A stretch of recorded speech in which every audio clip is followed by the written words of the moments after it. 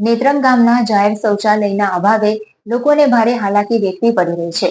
નાગરિકોને પાયાની સુવિધા આપવા અને વિકાસના કામો કરવામાં અધિકારીઓ પીછેહઠ જોવા મળી રહી છે.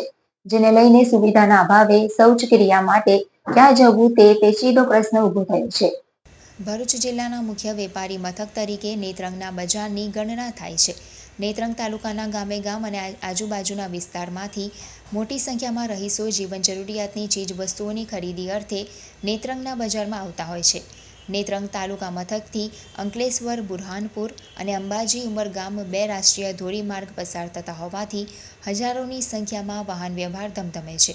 નર્મદા પરિક્રમા, પાવાગઢ પગપાળા સંઘ, શિરડી સાઈબાબા પગપાળા સંઘ અને હજારોની સંખ્યામાં મુસાફરોની અવરજવર રહેતી હોય છે.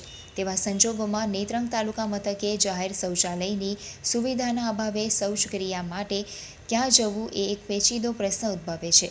ખાસ કરીને મહિલાઓને શૌચક્રિયા માટે ભારે હાલાકીનો સામનો કરવો પડે છે. ઉલ્લેખનીય છે કે નેત્રંગ એક વિકાસશીલ તાલુકો છે.